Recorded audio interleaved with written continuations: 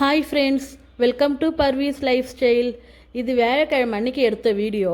பப்பீஸ்லாம் பாருங்களேன் எவ்வளோ க்யூட்டாக பார்த்துக்கிட்டு இருக்காங்க. நான் இன்னும் அவங்களுக்கு சாப்பாடு வைக்கலை. சாப்பாடு எடுத்துகிட்டு உள்ளே போனதும் கால் பின்னாடியே சுற்றிக்கிட்டு இருக்காங்க. அவங்களுக்கு இன்றைக்கி பிஸ்கெட்டில் பால் கலந்து தான் வச்சேன். நல்லா என்ஜாய் பண்ணி சாப்பிட்டாங்க. மறுநாள் வெள்ளிக்கிழமை வளர்பிறை சஷ்டி வருது. சஷ்டி அன்னைக்கு நாங்கள் விரதம் இருந்து சாமி படைப்போம். அதனால் நான் வியாழக்கிழமை எல்லா க்ளீனிங் ஒர்க்கையும் முடிச்சுடுவேன்.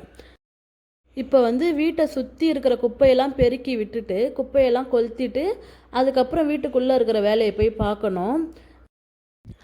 நம்ம வீட்டு பின்னாடி அதிகமாக பறவைங்க இருக்குது. சிட்டுக்குருவிங்கெல்லாம் நிறையா இருக்கும். சத்தம் அதிகமாக கேட்டுக்கினே இருக்கும், பறவைங்க சத்தம்.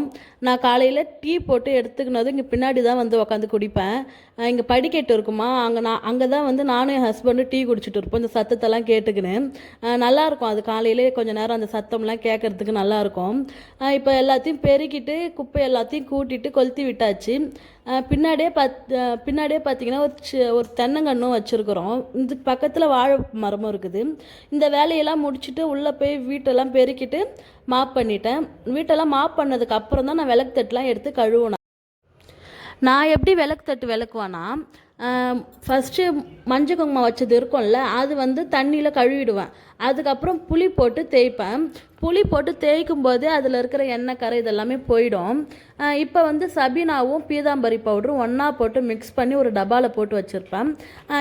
அப்போ மட்டும் எவ்வளோ தேவையோ அந்த அளவுக்கு எடுத்து இதில் நம்ம எலுமிச்சம் பழமும் ஊற்றிக்கலாம், அந்த ஜூஸும் எடுத்து ஊற்றிக்கலாம். அப்படி இல்லைன்னா தண்ணி கூட மிக்ஸ் பண்ணி நல்லா ஒரு பேஸ்ட் மாதிரி ஆக்கிட்டு அதை தேய்க்கலாம்.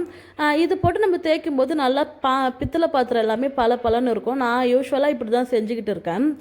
நல்லா இதெல்லாம் போட்டு புளி போட்டு தேய்ச்சி இந்த பவுடரும் போட்டு தேய்ச்சதுக்கப்புறம் நல்லா கழுவி எடுத்துன்னு போயிட்டு ஒரு காட்டன் துணியில் நீங்கள் எல்லாத்தையுமே தொடச்சிடணும். அப்போ தான் அந்த கருப்பாக வரும் பாருங்க. நம்ம சாமி ரூமில் வச்சதுக்கப்புறம் கொஞ்ச நேரத்துலேயே பார்த்தா ஒரு மாதிரி கருப்பாக டாட்டாக இருக்கும். அதெல்லாம் இல்லாமல் இருக்கிறதுக்கு நம்ம துணியை வச்சு நல்லா தொடச்சி விளக்கு தட்டுக்கு மஞ்சள் குங்குமம் வைக்கும்போது இந்த பொருள்லாம் சேர்த்து வச்சு பாருங்கள். கோவிலுக்கு போகும்போது ஒரு வாசனை வரும் இல்லையா, அதே வாசனை நம்ம வீட்டு சாமி ரூம்லேயும் வரும். என்னென்னா மஞ்சத்தூளில் பச்சை கற்பூரம், கொஞ்சமாக ஜவ்வாது, பன்னீர் இதெல்லாம் சேர்த்து ஒன்றா மிக்ஸ் பண்ணிவிட்டு பொட்டு வைக்கலாம். அப்படி இல்லைன்னா நீங்கள் இதில் 2 துண்டு சந்தனம் கூட போட்டுக்கலாம். அந்த சந்தனம் வில்வ ரவுண்டாக இருக்கும்ல, அது கூட ஒரு 2 போட்டுக்கலாம். போட்டு வச்சா நல்லாயிருக்கும். நான் இது மட்டும்தான் போடுவேன்.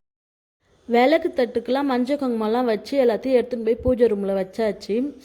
நாளைக்கான ஷார்ட்ஸில் என்னுடைய பூஜை வீடியோ பார்ப்பீங்க. தேங்க்ஸ் ஃபார் வாட்சிங். பாய்.